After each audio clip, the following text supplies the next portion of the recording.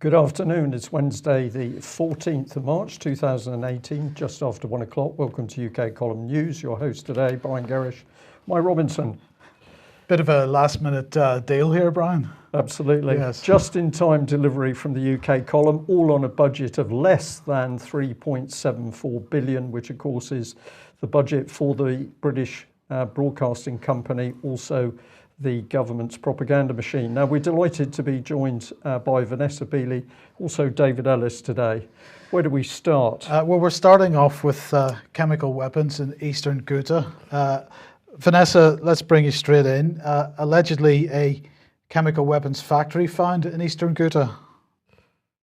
Yes, in the last, I think it was yesterday, the photos started to appear of what seemed to be a chemical weapons manufacturing site, but actually, and this is an interesting development, an analyst who's been working on the previous chemical weapon attacks and on the environment where those attacks happened, has made the point that one of the photos showed a flask connected to a pipe going through a wall.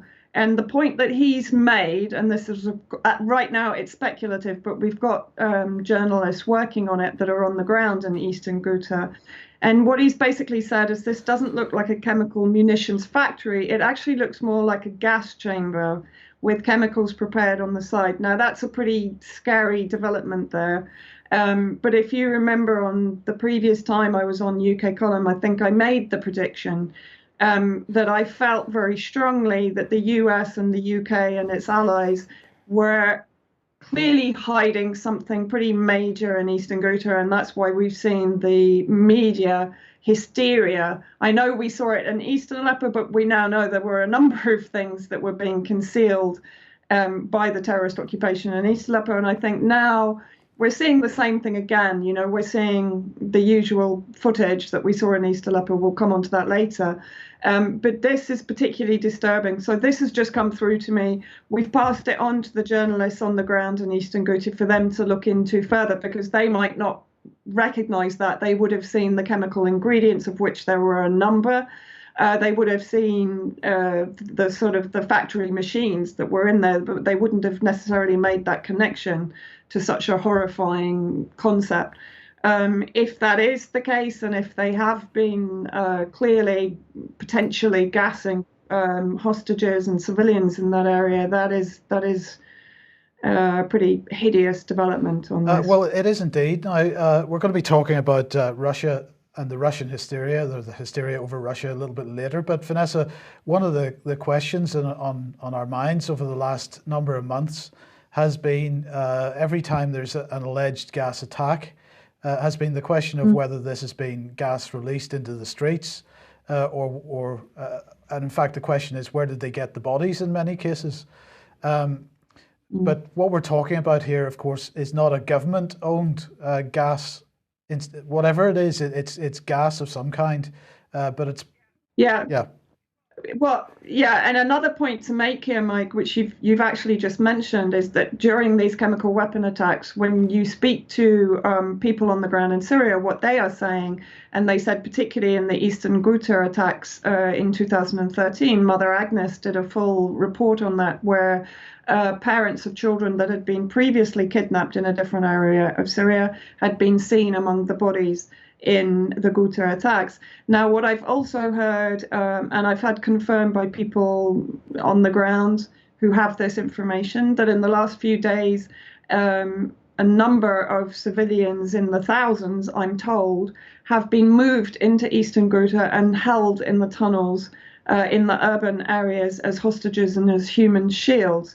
Now, again, until I get to Syria, I cannot 100% confirm these stories that I'm hearing, but they are coming from a very reliable source that has given me absolutely 100% reliable information over the last few years. So it sounds very much as the Syrian army is bearing down upon the remaining now 3 pockets of terrorist strongholds, because they've now divided Eastern Ghouta into 3 islands, if you like, so that they can reduce down the unity of the terrorists and start to bring tighten the noose around them. We're seeing this definite defensive reaction from them, and of course a ramping up of the hysteria from the United States in particular, but also from the UK, who are talking about going against the UN and intervening militarily in Syria. So I think, as we predicted, we're seeing a clear closing in by the Syrian army and its allies into what has been hidden in Eastern Ghouta for the last 5 years. Okay, thanks for that. Now, I want to highlight this article on Sputnik, Sputnik News International, exclusive the violent reality of Western propaganda construct, white helmets. Western media and politicians have venerated the work of the white helmets in Syria. However, journalist Vanessa Beeley has uncovered troubling evidence by the group's true nature and affiliations. This is a fantastic summary of all the work that you've done over the last couple of years, Vanessa. Yeah, I mean, it is. Kit's done a great job. He took the time to talk to me and to go through a few questions with me. So congratulations to him on really an excellent, as you say, summary, which also includes the evidence from Marcello and the Swedish Doctors for Human Rights on the Samin alleged chlorine gas attacks. But I would also like to make the point, there's a number of who shall remain unnamed, but activists and so-called pro or anti-imperialist activists and commentators who are ramping up the attempts to stop further investigation into the white helmets. So, you know, we shouldn't be backing off on the white helmets, because this organization has played a pivotal part in the maintaining of the conflict inside Syria. And I genuinely do believe it's not only going to be used in Syria, it's going to be used elsewhere. It may have a different name, very much as they rename the terrorist groups, they may rename the white helmets, but this concept is going to be used again and again going forward. Absolutely. Okay, look, we're going to move on, Vanessa, but if you're able to stay with us, please do, because I'm interested in getting your thoughts later on the Russian situation. But let's move on to back to the UK here. And David Gauke, the Justice Secretary, he is concerned about the number of children being groomed, apparently, in the Islamic State death cult, as he describes it. This is one of Britain's great challenges, and he's saying that society has got the right to say that there are some environments that are not safe, and that because of children growing up inside families that are allegedly turned extremist, that really more children need to be taken by the state as a result. A child brought up in an environment that leads them towards a belief in a death cult is not an environment that as a society we can condone. Society has got the right to say there are some environments that are not safe and take action accordingly. We have to be conscious of the manipulators. I'm not sure whether he was looking in a mirror when he said that, Brian. Well, the death cult. Yes. Conservative death cult. Well, this is unbelievably dangerous stuff, Mike. We're seeing this mix of language. So what is extremism? What does that actually mean? We've had people who the government has classed as right-wing. What does that mean? Blocked from coming into the country. And now if you're some government label, definition, you're extreme, therefore you're going to have your children taken away. But of course, what do we know? What have we been pumping out for years now? The industrial scale abuse of children within the so-called British care system. So terrorist children, okay, they committed a crime. The children are punished by being taken away and put in a deliberately abusive system, which the British government is covering up the abuse of the children. This is 1984 with some horrific twist to it, Mike. I think we're seeing a fascist agenda coming out of the Conservative Party, Theresa May's party, and that fascist agenda is growing by the day, and I mean the word fascist. Well, it doesn't end there, because we have today the release of the Integrated Community Strategy Green Paper. This is Sajid Javid, who has set out what he describes as an ambitious long-term plan of action to tackle the root causes of poor integration and create stronger, more united Britain. They're going to work with 5, what they're describing as integration areas, and that's Blackburn and Darwin, Bradford, Peterborough, Walsall and Waltham Forest. So they've released this green paper alongside £50 million, which is going to be committed over the next 2 years. They're seeking views on these bold proposals to boost English language skills. So in the first case, we've got children being taken away from families under the guise of those families being extremist. Now we have a guise of teaching more people that are coming into the country the English language. So what exactly are they doing? They're going to boost English language skills. They're going to increase economic opportunities, especially for women, apparently.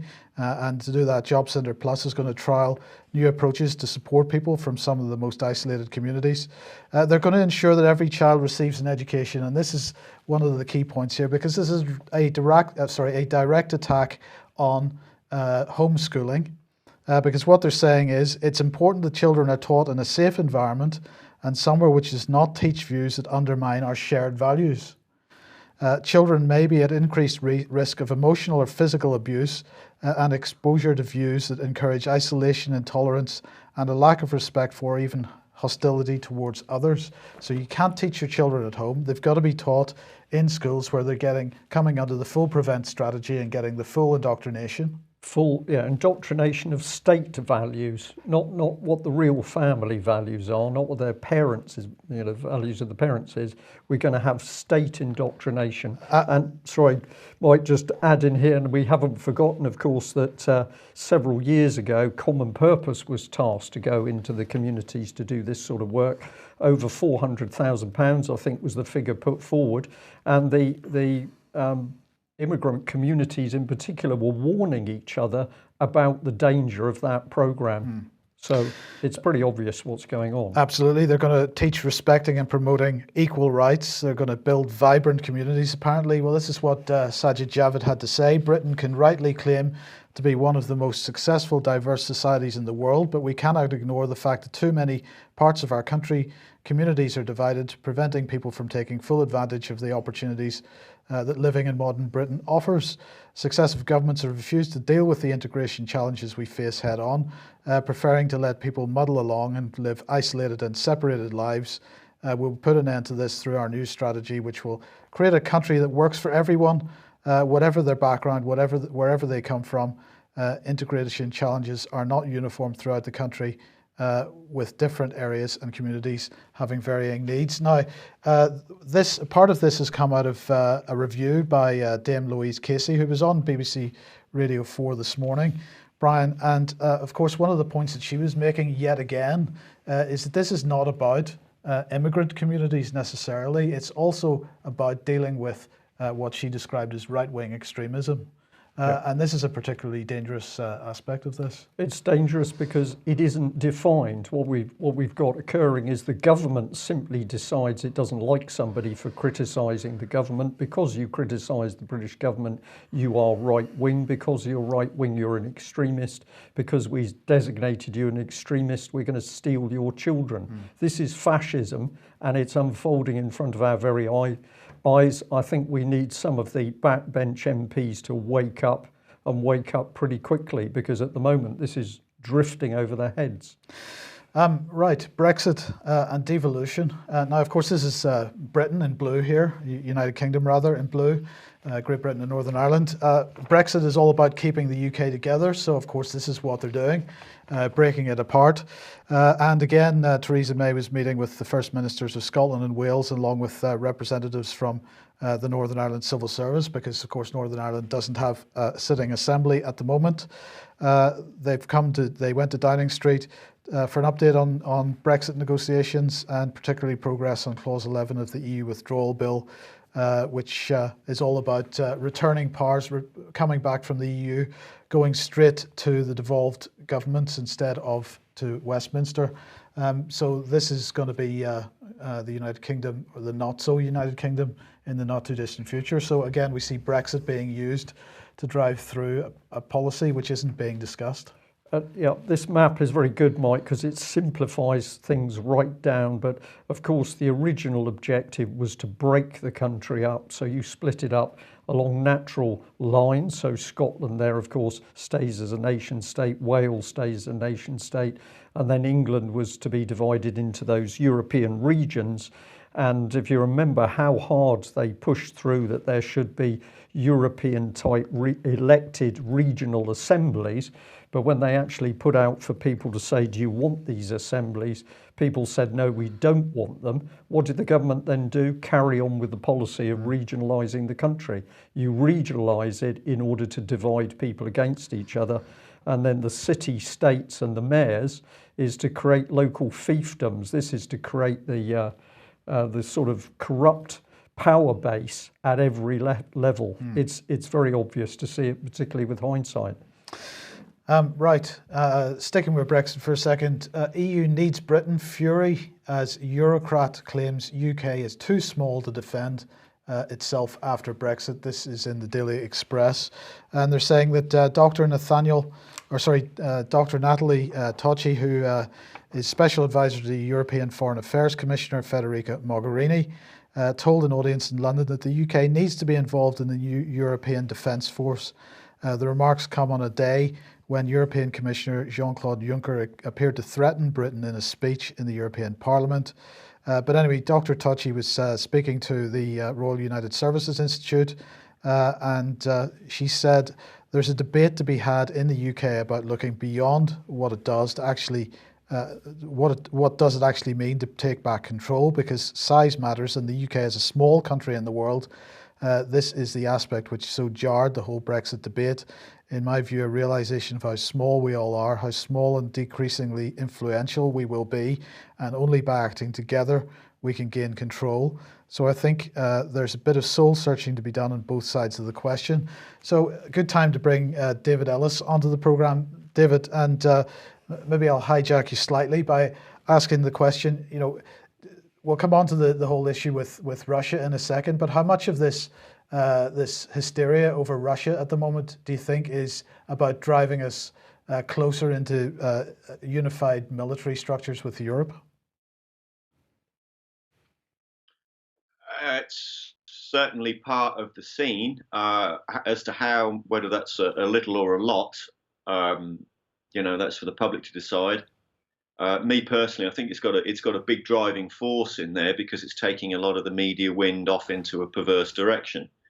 So yeah, it's a bit like sort of Dustin Hoffman's film Wag the Dog, isn't it, at the moment? You know, we're just seeing a lot of this stage managing PR propaganda.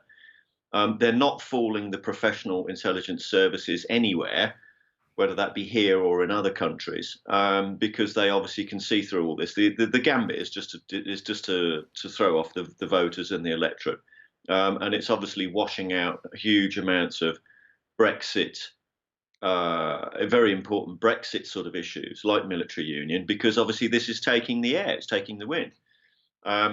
So yeah, I mean, let's come on to what this lady from RUSI is talking about here. Sorry, RUSI. Defence force. She's using a very interesting term there, because going back to Brian there with Sajid David, we did a bit of work on this quite some time ago, because that is exactly the phrase Sajid David used some years ago at a Tory party fundraiser I attended. And senior naval officers there went absolutely berserk at this point, because in Britain we have Her Majesty's Armed Services. So we've come full circle with that, haven't we? So the cat's out the bag on that one. And it's not a defence force. What we're talking about is military union. So she won't even use the correct term of reference. Yeah, David, and this is the term of reference that can obviously make any Tory MP run for cover. Yeah, David, unfortunately, I'm not able to bring you the slide of the RUSI comment, but we'll just remind our audience that RUSI, the Royal United Services Institute, is, of course, one of these famed think tanks that seems to be able to sit on the sidelines of proper democracy, proper politics in Westminster, where we should have our elected representatives working with the civil service to decide what our defence policy is.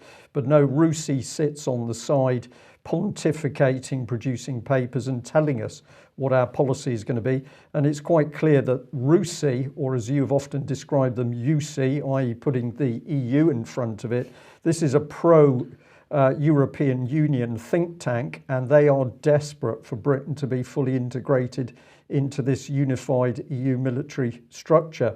I'm going to be a bit more pushy than you, unusually today, because I'm going to say it seems to me that a key part of ramping up the antagonism against Russia at the moment is to give them an excuse for this unified EU system.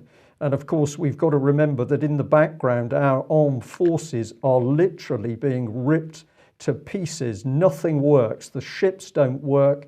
We haven't got enough men and women to get those ships to sea. The submarine service is in a perilous state. We're short of aircraft spares. The British Army is being cut to the bone. So on one hand, we're saying the Russians are going to murder us in our beds. On the other hand, the military is being cut to pieces. There can be only one answer for that, because we needed, or they needed, Britain's military to be cut in order to then say, well, the only way we can survive is to join this unified European structure. I think the jigsaw pieces are fitting together very nicely now. Yeah, it is. It's dovetailing perfectly, isn't it? You know, we've got Jacob Rees-Mogg there in this article in the Express. And it's very interesting because I've met Jacob a couple of times face to face. And we've had the sort of standard, 10 minutes of chit chat and then, right, okay, what do we want to talk about? And okay, I want to be talking to you about EU military union. At which point he balked, refused to engage, and changed the subject and went off into the circle introducing other people. And I've gone back to him subsequent. This is a big issue. It needs to be dealt with. There are huge amounts of money and business interest here in the UK to be accounted for as to how we're going to manage our defence and defence industry and our military. And what do we have all going on at the same time in this defence scene?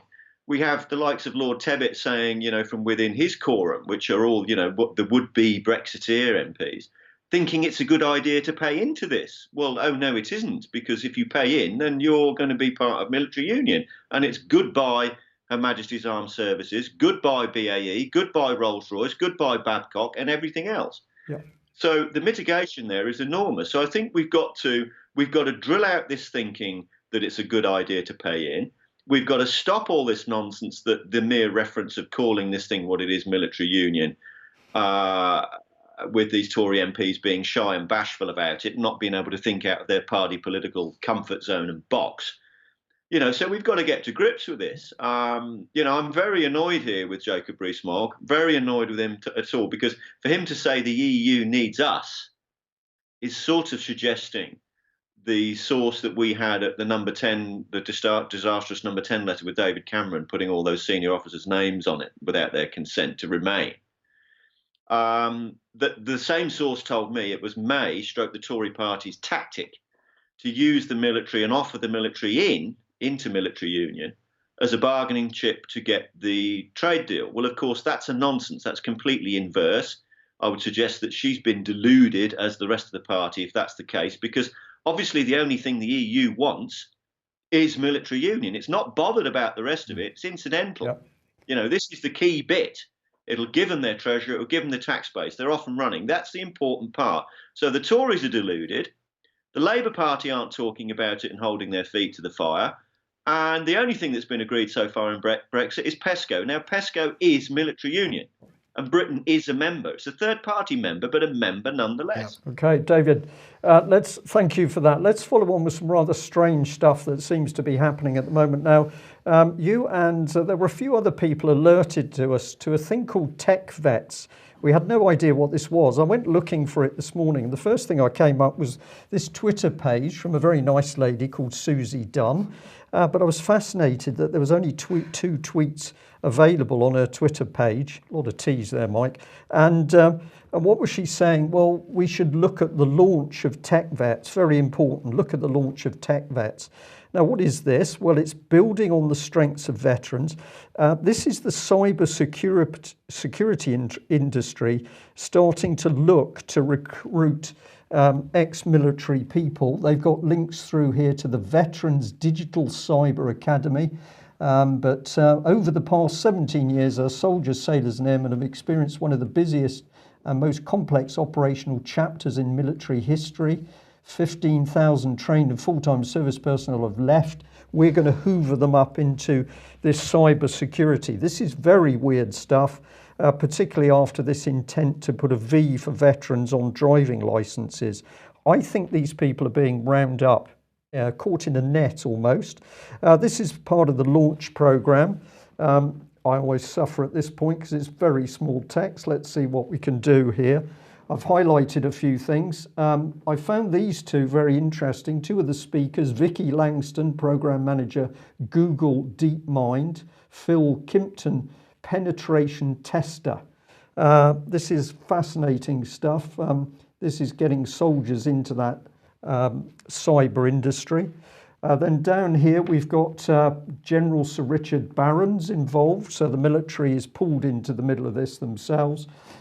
We've got this gentleman, Hans Pung, Rand Europe, we'll come on to him, Chairman of Forces in Mind. I found that very interesting, rather sinister name. And then down at the bottom we've got Admiral Sir George Zambellas, that I know you've come across before. So let's carry on through, and I'll come back to you for a reply, David. Here's George Zambellas himself. If you have a look on his LinkedIn page, he's into some very interesting stuff now. Pagefield Global Counsel, that appears to be a legal firm. Strategic Advisory Board of Liquid Robotics, and founder and chairman of Cobweb Cyber Limited. So he seems to have a connection into this cyber business as well. Founder and chairman of this organisation, Praxec, and of course it then goes back to his career in the Royal Navy. So I'm sure these are all wonderful things, but it would be nice to know exactly what is going on now between the connections of senior ex-military people and the cyber industry. It does seem like a conflict of interest that on one hand you've got the former military personnel ramping up the fear over cyber attacks and so on, while they've got personal interests in cyber companies. Well, so I'm sure a lot of other people would ask this question, Mike, and perhaps we might get some answers in due course. Let's go on through it. His Forces in Mind. Now, this is all about charities to help forces, ex-forces people establish themselves in the civilian world. This man, always great of interest of me. This is Admiral of the Fleet, Lord Boyce. So he's the patron. Then we've got some other senior people, Air Vice Marshals, General Sir John McCall, and Major General Martin Rutledge, and Melanie Waters, the Chief Executive. And let's bring in our RAND man. Here he is, Chairman of the Board, because RAND is just an incredible organisation. Sorry, a few funders there as well. If you want to know where the money comes from, it comes from the Royal Foundation, so British royalty. We've also got the Confederation of Service Charities and the National Lottery. It's a very interesting mix, isn't it? So what do we know about RAND? Well, let's bring in this bit.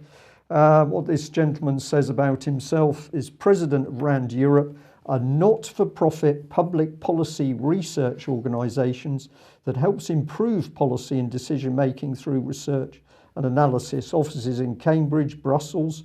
But of course, this is a vast American outfit, vast, with fingers in every possible pie in the American military and American security services. And now we're starting to find individuals buried with us. It goes on, practical hands-on cyber skills and development. People can freeze these pages to have a look.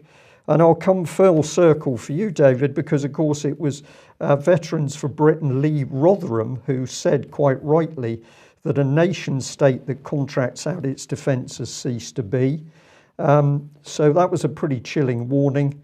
And it was your good self who pointed out there was a wall of silence by these politicians over EU military unification. It seems to me that they're trying to pull the serving military into Europe, and they are literally rounding up veterans, finding out who they are, tracking them over social media with Cambridge Analytica, for example. What are they going to do? Are they going to take military veterans out of the game? It's a splendid question, Brian. Thank you very much. I mean, let's look at the principal factors here. We've got military as a big issue, whether that be British military at the moment or EU military. We've got veterans are clearly an issue. We've got digital and cyber being ramped up and escalated dramatically, both on a government level. Everybody must note that over the last couple of weeks, the government has made announcements of a cyber school and cyber warfare and extra funding. We're seeing money going into GCHQ, so on and so forth. So we see another leg of the state table with Rand backing. They're one of the big players in this. IBM are in there as well. And let's make no bones about it. Rand is right in the thick of American government. It was the consultancy company that brought in all of the nuclear failsafe protocols and is now entrenched across all places in American government and British government, and now going into Europe. So what can we say to our veterans in this country? Well, what's going on with the veterans in this country? We've got a political party being formed and getting off the ground called Democrats and Veterans. They're looking to do at-source democracy with its members, so direct democracy. So hats off to them for that. They're out of the traps. They're setting up branches, and I can see them getting active and getting response.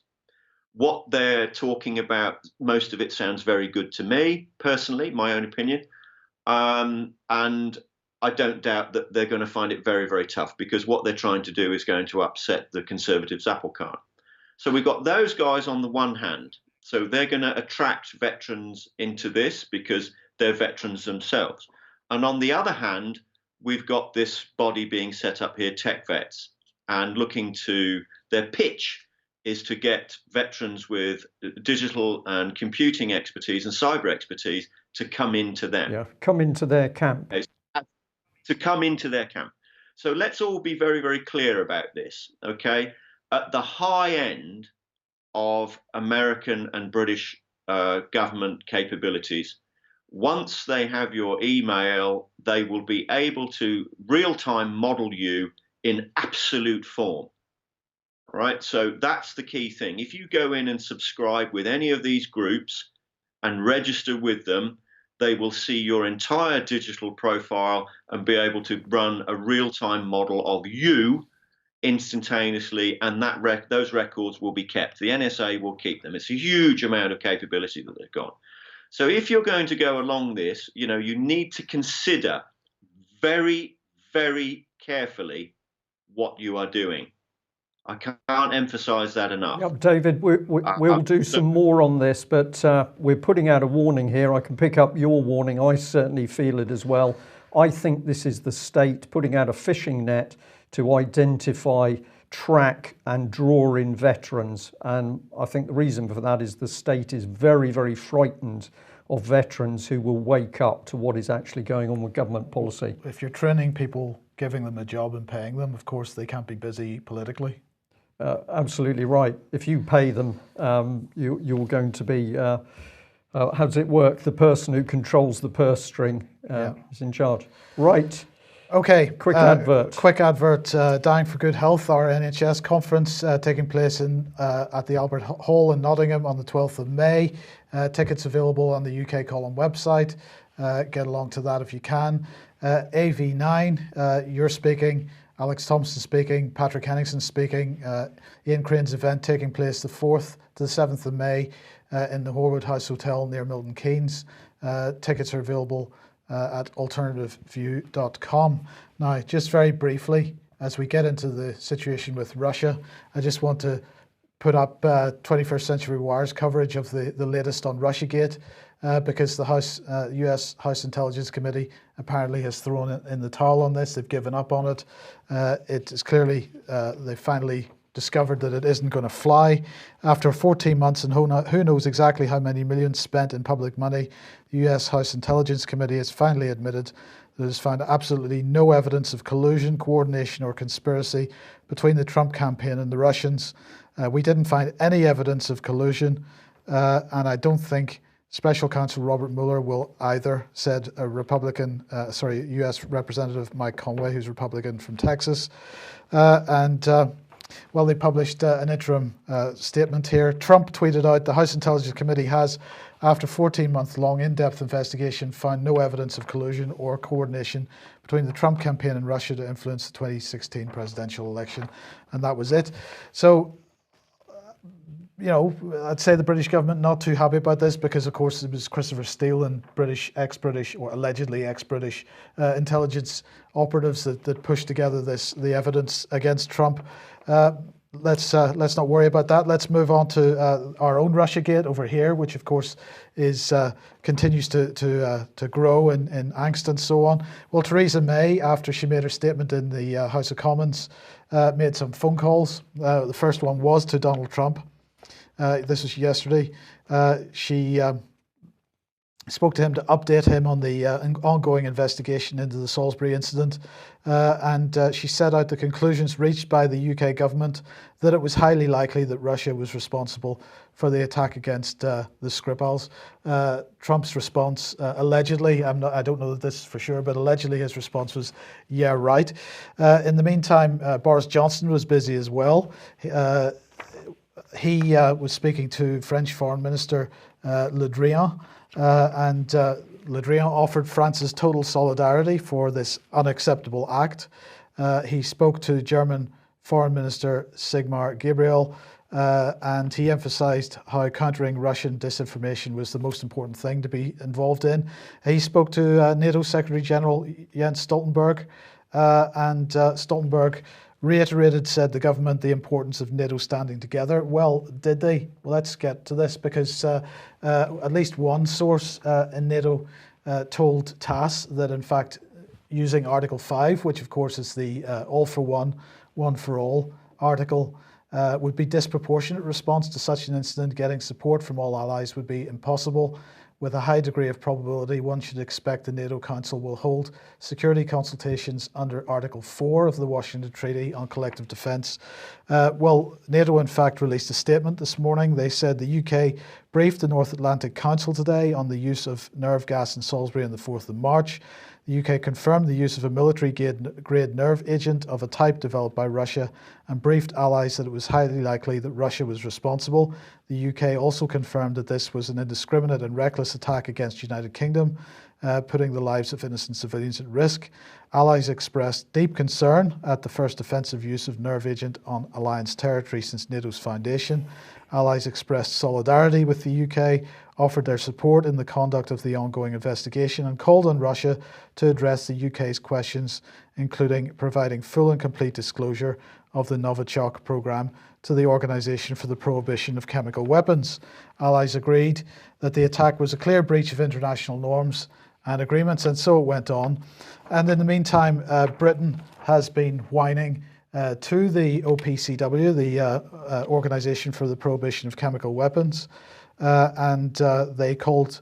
This was a statement by Peter Wilson, permanent representative for the UK to the OPCW, who said that really he was disgusted that Russia had behaved in such a way, and so on. I'm not even going to bother reading most of this out. The UK has now called for an urgent meeting of the UN Security Council to discuss this situation, and that's going to take place this evening. Vanessa, I think before we came on air, Treason May hadn't made her statement, but I think you heard something just as we were coming on air on this. Yeah, it's just actually broken on Twitter just now in the last 10 minutes. The 23 Russian diplomats have been expelled from the UK, and Treason May has broken off bilateral relationships with Russia.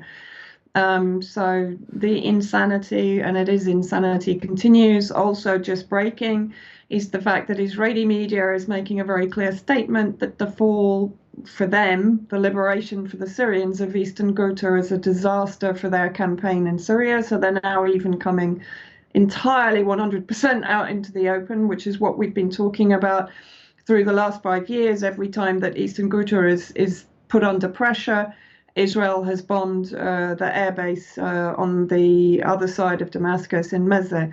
So, we're seeing, I think what we're seeing, actually, what we appear to be seeing now is a showing of hands. And to some extent, it's actually a relief. I mean, we've been talking about the fact that Eastern Ghouta is incredibly important to the US coalition. Now we're seeing how important. They're prepared to break off bilateral relationships with Russia. they're prepared to run with what is an utterly ridiculous claim, just as they have done with the chemical weapon attacks. They're expelling diplomats. The Russian embassy in the UK is putting out a tweet thanking people for their supportive messages, although they're saying they're receiving some hateful messages as well. So we're seeing a serious escalation here, which is, it's bringing us to the brink of all-out conflict in Syria, from what I can understand. So let's just let's bring this on, because Syriapropagandamedia.org is the website to go for this. This is the working group on Syria, propaganda and media, and it's entitled Doubts About Novichoks. And it says the following briefing note is developed from ongoing research and investigation into the use of chemical and biological weapons during the 2011 to present war in Syria, conducted by members of the Working Group on Syria, Media and Propaganda. The authors are Professor Paul McKeague and Professor Piers Robinson. It says in the House of Commons on 12th of March, the Prime Minister stated that it is now clear that Mr. Skripal and his daughter were poisoned with a military-grade nerve agent of a type developed by Russia. It's part of a group of nerve agents known as Novichok and so on. The Prime Minister, they say, said that if no credible response by the end of Tuesday, the UK would conclude that there had been unlawful use of force by Moscow. And they give a summary of key issues that need to be addressed. The first one is there are reasons to doubt that these compounds are military-grade nerve agents, or that a Russian Novichok program ever existed. If they were potentially usable as chemical weapons, people on the OPCW Scientific Advisory Board who were in a position to know the properties of these compounds would have recommended that they be added to the list of scheduled chemicals. They have never been added. And secondly, synthesis at bench scale of organic chemicals, such as the purported Novichoks, is within the capability of a modern chemistry laboratory. Portendown itself must have been able to synthesize these compounds in order to develop tests for them. The detection of such a compound does not establish Russian origin. The original source, they say, for the story of a new class of organophosphate compounds was developed as chemical weapons under the name Novichok in the Soviet Union during the 70s and 80s, is from Vail Mirzhanov, a defector in the 1990s. However, Mirzhanov originally claimed that the Novichok agents were easy to synthesize. One should be mindful that the chemical components or precursors of A232 or its binary version Novichok 5 are ordinary organophosphates that can be made at commercial chemical companies that manufacture such products as fertilizers and pesticides. So that's a pretty clear statement from these two professors, one of which will be speaking at the Media on Trial event in May. But what are your thoughts on this, Vanessa? Briefly, just briefly, please. Well, I mean, I think, I think what they're doing is to try and break this hysteria, this mounting hysteria that, of course, is being supported by the media in Britain, and to try and bring it back down to earth. But what we're seeing effectively now is preparation. It looks very much like preparation for war. The expulsion of diplomats, the possible threat to RT, so to the media. I don't know if David agrees with this, but this looks very much to me as if they're preparing for making the conflict official in Syria. Okay. David, let's just ask you, do you have any brief thoughts on this, just briefly? Yeah, I do. We've been looking at this closely for a couple of days. I've taken quite a lot of cross-spectrum opinion on it, and the conclusions that we've got here is this is when May started issuing ultimatums, they sounded very much like Neville Chamberlain's ultimatums to Hitler in World War II. I think, as both Vanessa and I have said previously, that this Syrian thing is being used to provide the table and framework for this greater and further military unification in Europe. In terms of the specifics of this, it's very much like a kind of Frederick Forsyth Fourth Protocol type analogy, because whilst you couldn't let a nuclear bomb off on someone else's soil, this sort of thing, one way or the other, is a great pretext. And what we're seeing now is pretext to war. Let's let nobody be under any misapprehension of this. Expelling diplomats, breaking off bilateral relations with another state and so on and so forth is a pretext to war, if this isn't dealt with very quickly in Parliament with some sense and sensibility, we could very, very quickly find the entire Western Partnership being broken. NATO is probably going to collapse during this process, and what will come through will be EU military union, and that obviously is the big cheese. It's what's being desired, and I find it ironic that that today, stroke yesterday, we're seeing Jacob Rees-Mogg and one or two others come out in the Express and making these comments. I've got to come back to one thing, and I'll close with this. Quite some time ago, Brian and I did some work where we looked at the Sajiv David gaffe in the Navy Club in Berkeley Square, and we went into RUSI and had a good look at RUSI and drilled it out. We found one of their directors and advisors in there called Professor Malcolm Chalmers, and he wrote a book called "A Little Is a Lot," and we're seeing some of this terminology coming out now in these comments from the other RUSI analyst. What was her name? Doctor?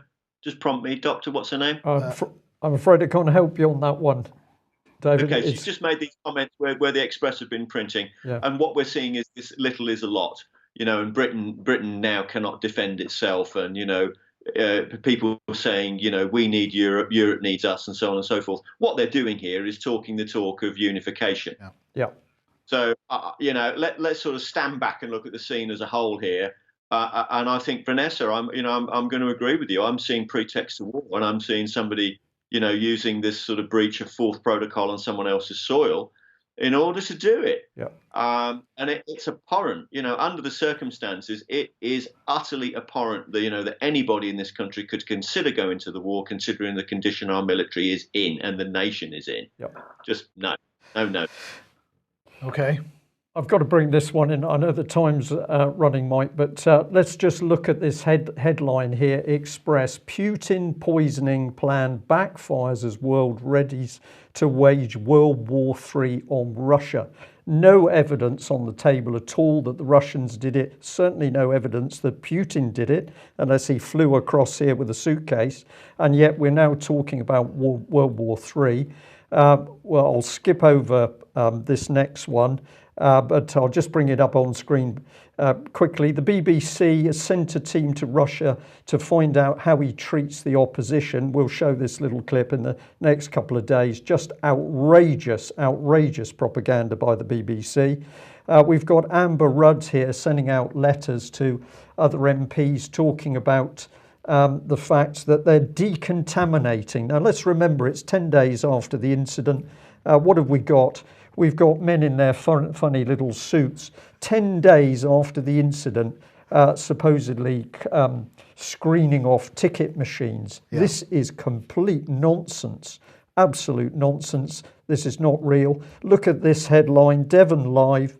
Britain is under attack by Russia, says Devon MP. Well, no, he didn't, because if you look at the sub-headline, it said under attack from another state. And here's the man, Johnny Mercer. I think I've just seen, and I look at my honourable friends opposite as I say this, the most shameful moment in the House of Commons in my time to date. Somebody dared criticise the Prime Minister. But look at his true words. It's clear this sovereign United Kingdom has come under attack from another state. So that was a completely misleading headline. And then we have this gentleman who says that he's calling for the United Nations to get involved. And he says, I'm not holding my breath for an answer. As for their accusations that this is all some dastardly UK plot, I think they, Russia, have been reading too much Jean Le Carré. Well, I'm just going to show on screen this book to our audience today. It's called Britain's Secret Wars. It's by a gentleman called T.J. Coles. And you can read in here the dirty dealings of the British government over many years, killing, maiming, starting wars for their benefit, certainly not for ours. We better end there, Mike, I think. Well, just 30 seconds, Vanessa. No, just very quickly, would people cast their minds back to the images from Hanshahoon chemical attacks of the white helmets in flip-flops and T-shirts? and then look again at the British investigation of the alleged Russian chemical weapon attack and the hazmat suits and so on that they're wearing. Yes, indeed.